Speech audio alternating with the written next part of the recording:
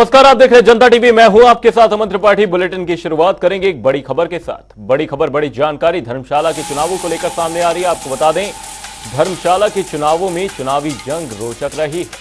दोनों पार्टियों को एक समान वोट मिले हैं। वहीं कांग्रेस की प्रत्याशी नीनू शर्मा महापौर बनी है, वहीं बीजेपी की तजिंदर कौर उप महापौर चुनी गई। वहीं दोनों पदों पर महिलाएं काबिज हुई हैं। ये बड़ी खबर, बड़ी जानकारी आपको बता रहे हैं। दोनों पदों पर महिलाएं काबिज हुई हैं। धर्मशाला के चुनावों में चुनावी जंग बेहद रोचक रही। आपको बता दें, दोनों पार्टियों को एक समान वोट मिले। ये बड़ी खबर, बड़ी जानकारी आपको बता रहे हैं। धर्मशाला से बीजेपी की तजिंदर कौर उप महापौर चुनी गई हैं। वहीं दोनों पदों पर महिलाएं काबिज हुई हैं।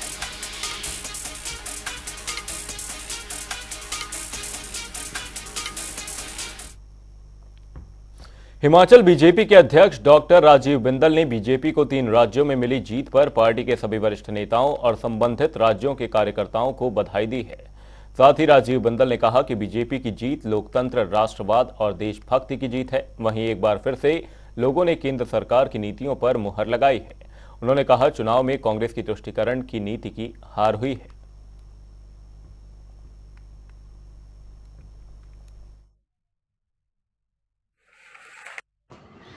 राजस्थान, मध्य प्रदेश और छत्तीसगढ़, 3 राज्यों के अंदर भारतीय जनता पार्टी तेज गति से जीत की ओर अग्रसर है।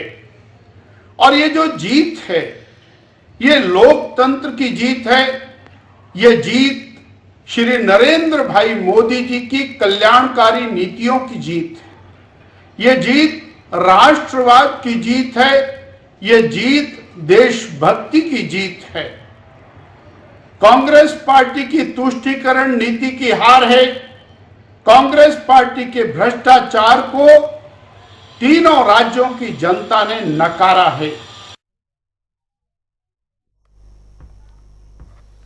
हिमुडा के उपाध्यक्ष की जिम्मेदारी मिलने के बाद यशवंत छाजटा समर्थकों के साथ मुख्यमंत्री आवास पहुंचे और सीएम सुक्खू का धन्यवाद किया। इस मौके पर कार्यकर्ताओं ने नाच गाने के साथ यशवंत छाजटा की नियुक्ति का जश्न मनाया। इस मौके पर सीएम सुक्खू ने भी कांग्रेस कार्यकर्ताओं को नियुक्तियां देने की बात कही। और इसी के साथ सीएम ने तेलंगाना की स्थिति को लेकर बीजेपी पर निशाना भी साधा। कहा, अगर देश भर में मोदी की गारंटी चलती है तो तेलंगाना में क्यों नहीं दिखी। साथ ही कहा, तेलंगाना में कांग्रेस 10 साल बाद सरकार बनाने जा रही है।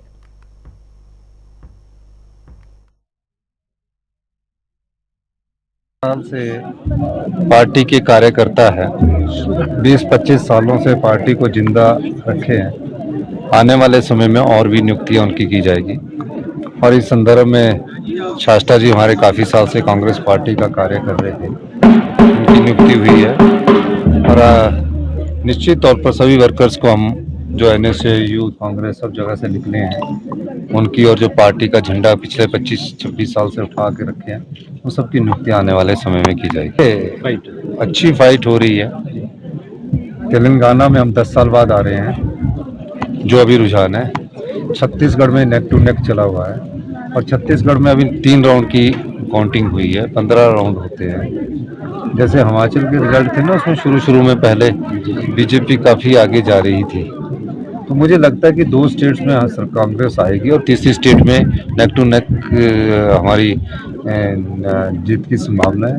जब तक काउंटिंग 1-1.5 बजे के बाद ही पूरा रिजल्ट क्लियर पता लगेगा। ऊना के दौरे पर सीएम सुक्खू ने जनता को सौगात दी है। साथ ही 230 करोड़ की योजनाओं का शिलान्यास किया है। वहीं इस दौरान सीएम सुक्खू ने बीजेपी पर निशाना साधते हुए कहा, हमने जो गारंटियां दी हैं वो पूरी हो रही हैं, चाहे वो ओपीएस की बात हो या फिर स्टार्टअप योजना की। वहीं उन्होंने कांग्रेस सरकार की उपलब्धियां गिनवाई।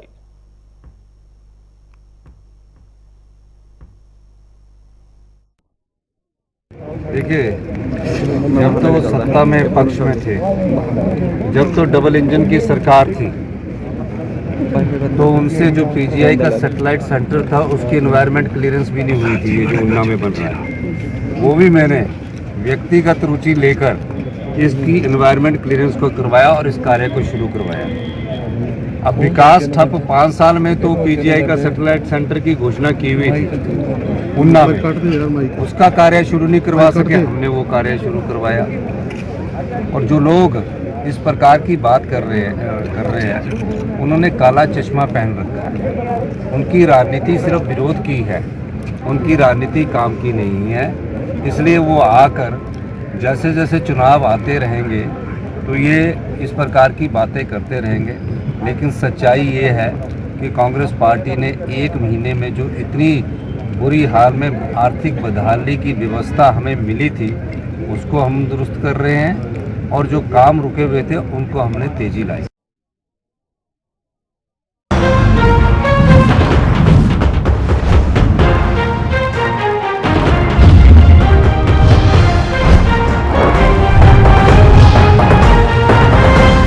और चलिए बात हो रही है नतीजों की। नतीजों का दिन बीजेपी के लिए ऐतिहासिक दिन, छप्पर फाड़ के जीत मिली है और उस पर तमाम तरह की प्रतिक्रियाएं आ रही हैं। और इस पर चर्चा करने के लिए हमारे साथ बेहद खास मेहमान जुड़ गए हैं। पूर्व मुख्यमंत्री हिमाचल प्रदेश, वर्तमान में नेता प्रतिपक्ष जयराम ठाकुर जी जुड़ गए। जयराम जी, बहुत बहुत स्वागत है आपका जनता टीवी पर। जी धन्यवाद, थैंक यू। ये जो नतीजे आए हैं, मतलब 2024 के चुनाव से ठीक पहले, इन नतीजों के मायने क्या है, एक बार समझाएं। देखिए, इन नतीजों के मायने मुझे लगता है कि बहुत सहजता से समझे जा सकते हैं।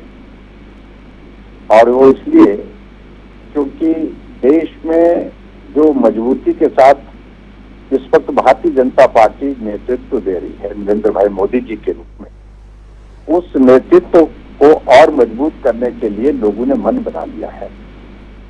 और ये पूरे देश भर में एक बहुत बड़ा संदेश इसके माध्यम से 2024 के लिए भी है। और मेरा ये मानना है कि जो जीत हुई है वो शानदार जीत हुई है। और इस जीत के लिए नरेंद्र मोदी जी को मैं बहुत बहुत बधाई देता हूं। और साथ में पार्टी के राष्ट्रीय अध्यक्ष जगत प्रकाश नड्डा जी, अमित भाई जी, सब लोगों ने बहुत बेहतरीन ढंग से काम किया है। और जहां संभावना ये व्यक्त की जा रही थी बहुत कठिन है, मुश्किल है, और एग्जिट पोल से जो रुझान भी हमारे सामने आए थे उस पर भी इन बातों का जिक्र होता रहा। राजस्थान में मुश्किल है ऐसा कहा गया, मध्य प्रदेश में सरकार बनने की संभावनाओं का जिक्र तो हो रहा था, और छत्तीसगढ़ तो बिल्कुल ऐसा ही मान लिया था कि बिल्कुल भी वहां पर कोई गुंजाइश ही नहीं है। वो एक तरफा ही दे दिया था कि छत्तीसगढ़ तो कांग्रेस के लिए जा रहा है।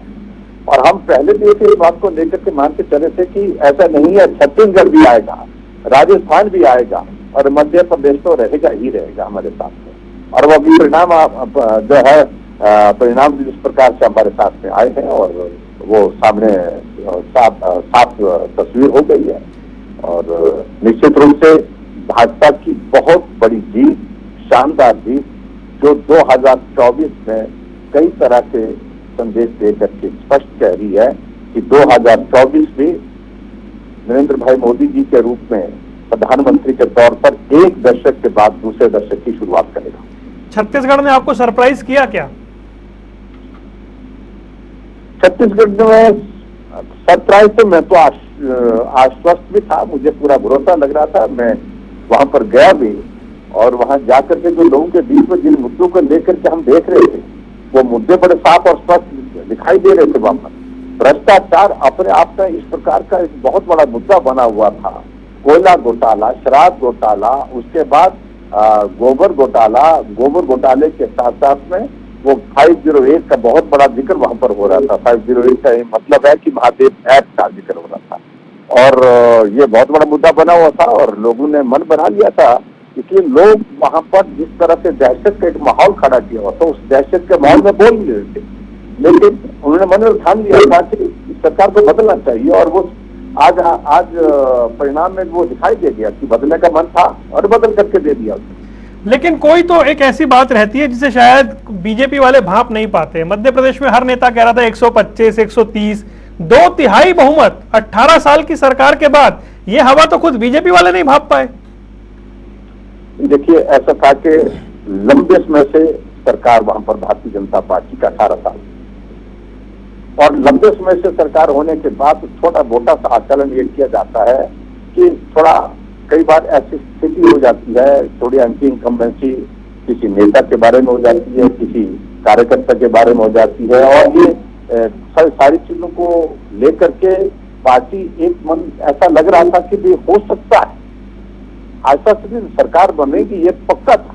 इस बात को लेकर के कोई कंफ्यूजन नहीं था, लेकिन ये बात जरूर आ रही थी कि हो सकता है कि लंबे समय से सरकार चल रही है, और लंबे समय की सरकार के चलते जो है कुछ लोगों में नाराजगी हो सकती है, लेकिन अभी इस परिणाम ने साफ कर दिया कि एंटी इनकम्बेंसी का कोई वहां पर बिल्कुल भी जो है कोई असर ही नहीं ना था और ना दिखा।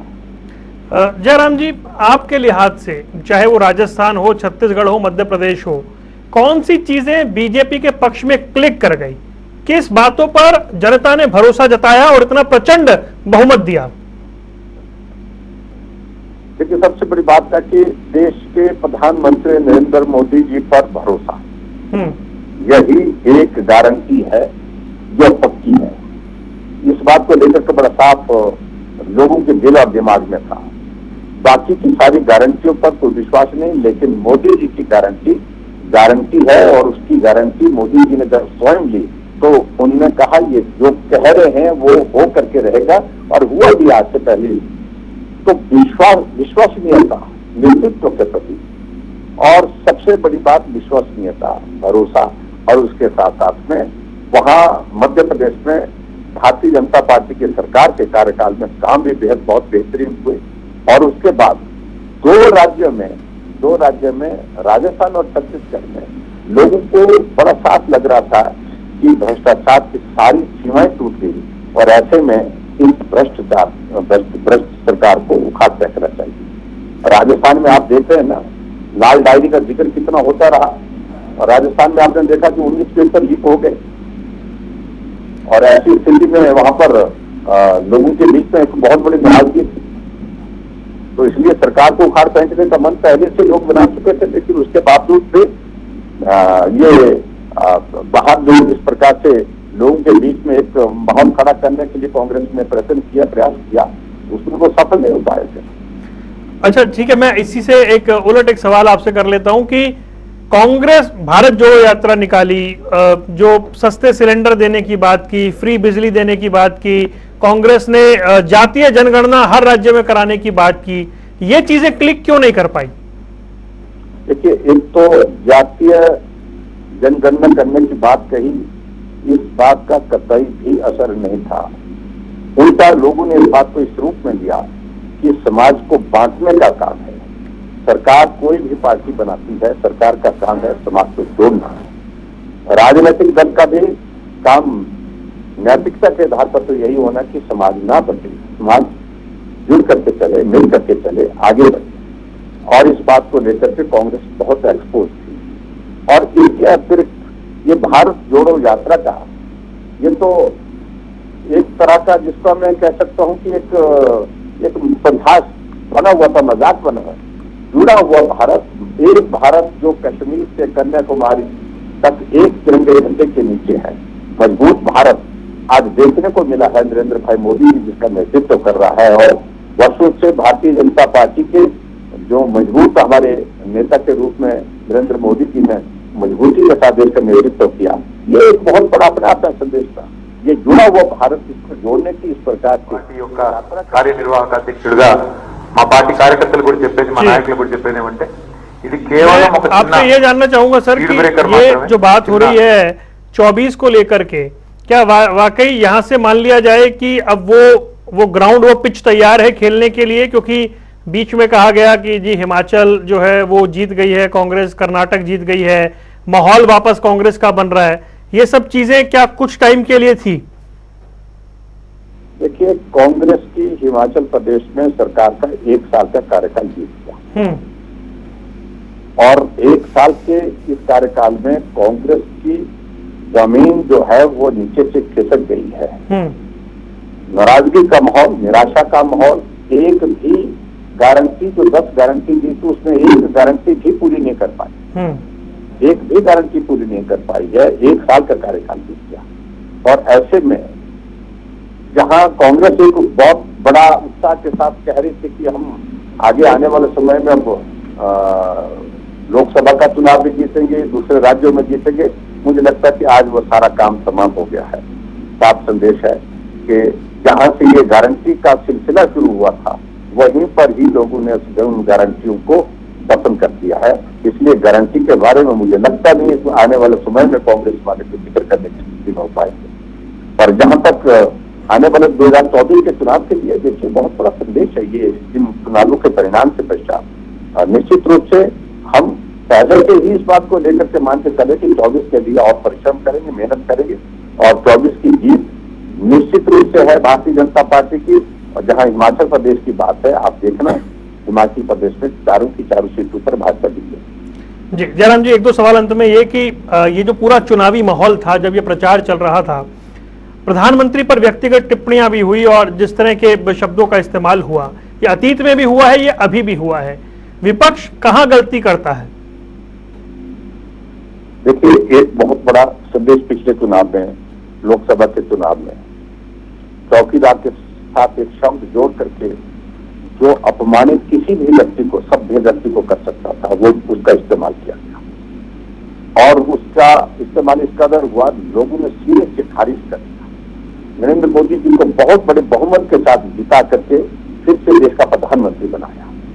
मुझे लगता कि ये अपमान करने का दौर उसके साथ समाप्त होना चाहिए, उनको सबक सीखना चाहिए था। ये उनके लिए सबक था जो बोलने वाले, लेकिन फिर उसके बाद उससे भी सीखे नहीं। उसके बाद अभी जो विधानसभा के चुनाव थे, इन 4 राज्यों के चुनाव, ये जो 5 राज्य, 5 राज्यों के जो चुनाव थे, उसमें फिर से इसी बात को लेकर के प्रयास हुए कि गाली का दौर फिर शुरू किया जाए और ऐसे शब्दों का इस्तेमाल किया जाए जिन शब्दों के माध्यम से देश के प्रधानमंत्री को अपमानित किया जाए, दलित किया जाए। लेकिन हुए, प्रयास हुए, लेकिन जनता ने संदेश दे दिया। आज सबके सब वो जो सारी बातें जो कहने वाले लोग थे, उनको मुझे लगता है कि अब थोड़ा जो है उनको अकल आ गई होगी, उनको दिमाग में ये बात बैठ गई होगी कि जो उन्होंने किया वो गलत किया और उसका परिणाम वो आज वो भुगत रहे। पर वो तो अब भी कर रहे हैं ना, इस चुनाव में भी किया उन्होंने, पिछले चुनाव से कहां सबक लिया? तो मैं इस बात को कह रहा हूँ कि इस चुनाव में भी किया उन्होंने, अभी विधानसभा के चुनाव में हमने किया, परिणाम उनके सामने है। पिछले लोकसभा के चुनाव में गाली गलौज करी, परिणाम आपके सामने है और आने वाले समय में फिर करेंगे, परिणाम फिर आपके सामने आएगा। जी जयराम जी, एक सवाल बताएं, आप जब घूम रहे थे, जब आप इन राज्यों में गए थे, क्या मूड आपने भांपा था पब्लिक का? और जो कहा जा रहा था आपने उसके उलट पाया या फिर जमीन पर वाकई पूरा बीजेपी का माहौल दिखा आपको? देखिए, पूरा माहौल बीजेपी का था। सब नरेंद्र मोदी जी के साथ चट्टान की तरह सहयोग देने के लिए मन बनाए हुए थे। ये बात ठीक है कि जहां कांग्रेस का शासन था वहां पर दहशत का माहौल खड़ा करने की कोशिश की। और सबसे बड़ी बात जो मेरे जिम्मे काम था, मुझे विशेष तौर से कहा गया था पार्टी की ओर से, और ये कहा गया था जो झूठी गारंटियां हिमाचल प्रदेश में थी, 1 साल का कार्यकाल पूरा होने के बाद जब गारंटियां पूरी नहीं हुई तो उसका जिक्र करने के लिए आप सब राज्यों में जाओ और प्रेस कॉन्फ्रेंस कर लोगों को बताइए कि सही हकीकत क्या है।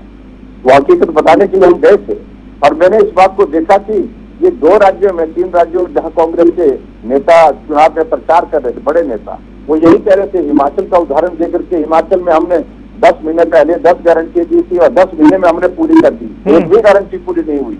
ये हकीकत हमने लोगों को पेपर पॉइंट प्रेजेंटेशन के साथ वहां पर स्पष्ट शब्दों में लोगों को प्रेस कॉन्फ्रेंस के माध्यम से वहां पर बताई। और मैं समझता हूं कि एक मुद्दा जो लोगों के बीच में वहां पर था, छत्तीसगढ़ की परिस्थिति बड़ी साफ थी कि भ्रष्टाचार की सारी सीमाएं वहां पर टूट गई थी, इसलिए लोग बदलना चाहते थे। और कांग्रेस पार्टी इसको, इस प्रदेश को दुर्ग मान रहे थे कि अभेद्य है, ये इसको कोई तोड़ नहीं सकता है, लेकिन आज वो ध्वस्त हो गया। और उसके बाद राजस्थान की बात को मैं अगर कहूं, राजस्थान में भी इसी प्रकार से वो बात कहने की कोशिश कर रहे थे, लेकिन वहां पर लाल डायरी का जिक्र हो रहा था, 19 पेपर लीक हुए थे और उसमें इन सारी चीजों का लोगों के बीच में असर था। और भी बहुत भ्रष्टाचार की बहुत सारे मुद्दे थे, उन मुद्दों को लेकर के लोग मन बना चुके थे, सरकार बदली और सरकार बदली। मध्य प्रदेश में ईमानदारी से काम हुआ है सरकार, और ईमानदारी से काम हुआ, परिणाम उसका आपके सामने आया कि ईमानदारी से मध्य प्रदेश को आगे बढ़ाने में शिवराज सिंह चौहान जी ने बहुत बेहतर काम किया और बेहतर काम करने का परिणाम ये हुआ। और सबसे बड़ी बात, नरेंद्र भाई मोदी जी ने जब कहा कि मैं गारंटी दे रहा हूँ, तो लोगों ने सारी बातें छोड़ दी एक तरफ और मोदी जी को मजबूर करने के लिए किस प्रकार से जनादेश के माध्यम से अपना सहयोग और समर्थन किया, आशीर्वाद किया। जयराम जी, मुझे जब आपने जिक्र किया छत्तीसगढ़ का, मुझे याद आ गया पिछले साल जब मैं हिमाचल प्रदेश घूम रहा था चुनाव में, तमाम कांग्रेस के नेताओं ने छत्तीसगढ़ मॉडल का जिक्र किया वहां पर कि इतने रुपए किलो में गोबर खरीद लेंगे और छत्तीसगढ़ का ये मॉडल है। वो मॉडल छत्तीसगढ़ में ही नहीं चला। देखिए वही मैं कह रहा हूँ ना, जो छत्तीसगढ़ में मॉडल था ही नहीं। छत्तीसगढ़ का मॉडल तो सिर्फ भ्रष्टाचार का मॉडल, और हिमाचल प्रदेश में या दूसरे प्रदेशों में जिनका जिक्र कर रहे हैं कि उस मॉडल को यहाँ पर उसको लागू करेंगे। क्या भ्रष्टाचार को, जैसे छत्तीसगढ़ में भ्रष्टाचार, गोबर घोटाला वहां पर हुआ, कोयला घोटाला वहां पर हुआ, महादेव ऐप का घोटाला वहां पर 508 के नाम से जाना जाता है वहां पर हुआ, शराब घोटाला वहां पर हुआ, और उसके बाद और कौन सा मॉडल है वो? भ्रष्टाचार के सिवा दूसरा मॉडल तो है नहीं। तो इसलिए जब वो मॉडल वहां की जनता ने ही नकार दिया, खारिज कर दिया, अब तो मुझे लगता है कि ये पूरे देश भर में कांग्रेस को कहने की गुंजाइश नहीं रहेगी होगी। तेलंगाना में कांग्रेस की जीत के क्या मायने हैं? देखिए कांग्रेस का वहां भी एक परिस्थिति थी, एक परिवार, बाप, बेटा, बेटी, भतीजा, यही था वहां पर, और इस शासन से लोग बहुत दुखी थे। और वहां की भ्रष्टाचार की परिस्थितियां भी इस कदर थी कि बहुत भ्रष्टाचार वहां पर देखने को मिल रहा था। और ऐसी स्थिति में भारतीय जनता पार्टी ने बहुत मजबूती के साथ अपना पक्ष रखा, वोट शेयर में इंक्रीज किया है, और वोट शेयर में इंक्रीज करने के साथ साथ में 1 से हम शायद 9 सीटों पर पहुंचे हैं। मुझे एग्जैक्ट फिगर, अब अंतिम फिगर मेरे पास निष्पक्ष नहीं थी, लेकिन बहुत बड़ा इंक्रीज किया है। तो ऐसे में मैं यही कहूंगा कि वहां इसको हटाने के लिए मन बना चुके थे, और वो पार्टी हटी वहां पर, और भले कांग्रेस वहां पर सत्ता में आई। और मुझे लगता है कि आने वाले समय में भारतीय जनता पार्टी का भविष्य मैं देख रहा हूं कि तेलंगाना में भी उज्ज्वल होगा। इंडिया गठबंधन का भविष्य क्या देख रहे हैं जयराम जी आप? देखिए मुझे लगता है कि अब तो उस गठबंधन में जितने भी बंधन है सब टूट जाएंगे। मुझे नहीं लगता है 6 तारीख को बैठक बुलाई है खड़गे जी ने।